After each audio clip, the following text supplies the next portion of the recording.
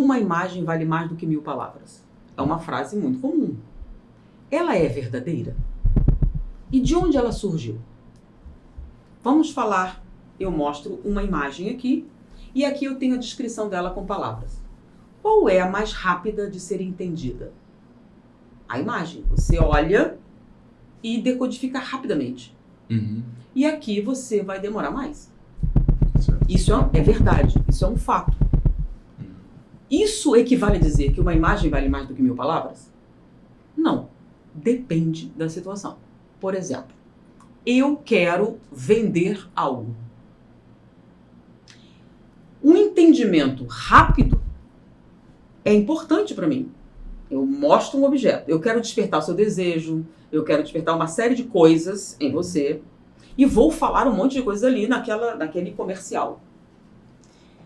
Você pensar muito a respeito disso é interessante para mim? Em alguns casos de venda, não. Eu uso algumas equivalências, eu falo algumas coisas e é importante que você fique preso naquela imagem. Então, sim, nesse caso, a imagem é extremamente importante. Vender alguma coisa dentro de um texto é muito mais difícil do que mostrando uma imagem ou movimento, um vídeo. Então, um vídeo de vendas é espetacular. Um texto de vendas não é eficiente. Então, nesse caso específico, sim, é verdade. Mas, se o seu objetivo for outro, por exemplo, aprendizado. As pessoas acharam que porque o entendimento é mais rápido na visão, então um vídeo é mais fácil de ensinar. Certo. Você aprende melhor. O problema é que aprendizado não envolve só entendimento. Ele tem o entendimento e a memorização. Então, entendeu. Você guardou a informação? Isso, lembra? Você tem que entender e guardar. E poder aplicar. Então, olha só quantos passos. Entender, guardar e aplicar. Isso é um processo cerebral. Então, quando você vê uma imagem, você usa 3 áreas cerebrais. Por isso que é rápido. A área visual primária, secundária e a interpretação. Rápido. E muito veloz. E rapidamente você associa ali. Quando você lê uma palavra, por exemplo, a imagem da bola e a palavra bola, como é que funciona a decodificação? Você viu a bola, não precisa fazer nada. Não precisa nem decodificar. Uma bola. Agora, quando você vê a palavra bola, como é que funciona? O que você está vendo? Eu estou vendo um pauzinho com 2 barriguinhas, que é a letra B. A letra B é um fonema. É área auditiva. Então, você tem uma imagem associada a um som, que o B sem o som não significa nada. Mas com o O, muda o som. Então, quando você pega aquela bolinha junto com a pauzinho das barriguinhas, é um outro som diferente. E aí, quando você junta as sílabas, você está vendo quantas fases do conhecimento envolveu decodificar a palavra bola? Tudo isso está no seu cérebro arquivado. Então, quando você lê a palavra bola, quantas áreas cerebrais estão envolvidas nesse processo? 27. Então, para decodificar a imagem bola, 3 áreas cerebrais. Para decodificar a palavra bola, 27 áreas cerebrais. Então, demora mais? Fisicamente demora mais. Porque ela vai ter que passar por 27 lugares até você decompor esse conhecimento. E essa aqui só 3. Então, essa é mais rápida. Então, em termos de entendimento, rápido. Em termos de memorização, não. Quanto mais tempo a informação circula no seu cérebro, maior a chance de criar raízes. E eu estou falando literalmente. O que são raízes? A gente descobriu agora que o conhecimento ele se fixa ativando neurônios. Então, se você pegou uma informação sem nenhuma ligação com nada, você tem alguns neurônios aleatórios que vão ser acionados. Se não tiver nada que alimente essa conexão, ela tende a enfraquecer e desaparecer. Mas quanto mais raízes, o que é isso? Ramificações? Então, se esse conhecimento está ligado a uma rede anterior, a chance dele permanecer é maior. Quanto maiores ramificações esse conhecimento tiver, mais chance ele tem de se armazenar no seu cérebro. Então, quanto mais enraizado ele estiver. Então, é mais ou menos como raiz de planta. Uma única raiz, a chance de se perder é muito grande. múltiplas raízes têm mais chance de sobrevivência. Então, quando você lê, a chance de você entender através de associações, por exemplo, entendi, bola, acabou. Bola, som, bola, 4 sílabas, som, lembra mola, lembra isso, lembra aquilo outro. Tudo isso pode acontecer. E quando você faz isso, o que você está fazendo? Criando o quê? A gente fala em linguagem moderna, links. Criando o quê? Conexões neurais.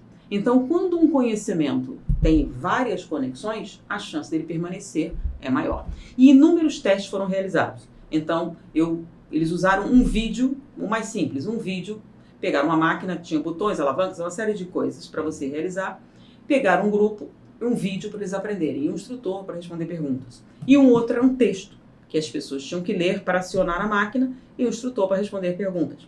Qual foi o método mais eficiente para as pessoas operarem as máquinas? Quem cometeu menos erro? Não tem nem comparação. O texto foi infinitamente superior se o seu objetivo é o aprendizado real. Então, aqueles que aprenderam a operar a máquina usando o texto tiveram um rendimento muito superior do que aqueles que aprenderam com vídeo. Num primeiro momento até parece, porque ele vê ali, mas não fixa, não guarda. Um pouco depois isso aparece, ainda mais são muitos movimentos. Então, ver o filme é mais fácil, mais entendimento do que ler o livro? Não. Então, se o seu objetivo é aprendizado, não. O que acontece quando você lê o livro? Então, você está lendo a chance de conexões, a chance de analogia, a chance de uma série de processos mentais. Então, ler o livro estimula seu cérebro. Olha só, 3 para 27. Faça a proporção matemática. Então, muito mais do que ver vídeos. Então, ler o texto estimula o cérebro. E se estamos falando de pessoas jovens, é mais ou menos como exercício. Tá? Então, você faz um único tipo de exercício. Você vai fortalecer este músculo. Agora, se você faz múltiplos exercícios, o que acontece? Você está tendo uma estimulação geral. Então, quando você lê textos, isso estimula o seu cérebro em diversas áreas. E uma área muito importante, tá? Que você pode não pensar, mas é essencial. Por exemplo, mundo de imagens. Quando você lê uma descrição e tenta criar na sua mente essa imagem, que área do cérebro você está trabalhando? Não estou falando da coisa física. Em termos de aptidão. Que aptidão é essa que você pega uma coisa descrita e tenta imaginar? Então, vou descrever para você essa sala com palavras. Aí eu vou descrever assim, assim, assim, assim. Você consegue ver?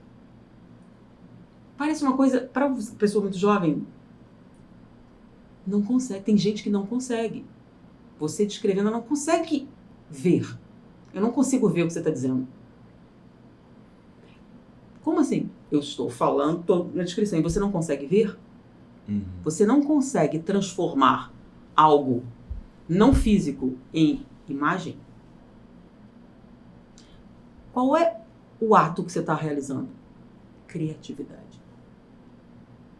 Então, ler. Então, eu me lembro quando eu assisti aquele filme Drácula, de Bram Stoker, né? Quando eu vi a cena do vampiro subindo, eu disse, nossa, eu achei incrível, porque foi exatamente como eu imaginei. Entendi. Quando eu li o livro, que é um livro antigo, bem descritivo, lá, os livros mais antigos são muito descritivos, por quê? Porque não tinha televisão, não tinha foto, não tinha nada. Então, a única maneira de você visualizar é se ele fizesse uma descrição muito precisa. Os autores modernos estão perdendo isso. Justamente porque não é necessário. Daqui a pouco vai ter o filme. Né? É quase como um roteiro. Então, é muito mais diálogo, é muito mais de ação do que propriamente descrição do personagem ou do cenário. Você não faz. Então, os livros antigos têm isso mais. E os jovens não gostam da perda de tempo. O que acontece é que você, como criança, fazendo olha o nome, exercício, você está estimulando conexões cerebrais. Você está estimulando músculos cerebrais importantes. Que se você não treinar, vai te fazer falta depois. Então, na própria literatura de ficção, as coisas já se perdeu? Autores modernos não, eles já estão pensando no filme, já é quase um roteiro. Só tem diálogo, quase você não tem descrição de nada. É quase ver um filme. É o A filme. descrição que diz é o detalhe de uma cena, de um acontecimento. Por exemplo, quando você vê Os Miseráveis de Victor Hugo, ele leva um tempão descrevendo o muro, o musgo no muro, isso, o candelabro, etc. Detalhes. Você está entendendo? Por quê? Porque não tinha filme na época, então você ia criar aquela imagem. Então aquele cenário era importante para a cena que ia acontecer ali. Então ele descrevia a sala, descrevia a lareira, descrevia isso, descrevia aquilo. E você, enquanto ele estava lendo, você ia construindo a imagem na sua mente. Então isso é um exercício. Você exercita o quê? Transformar som em imagem. Transformar imagem em som.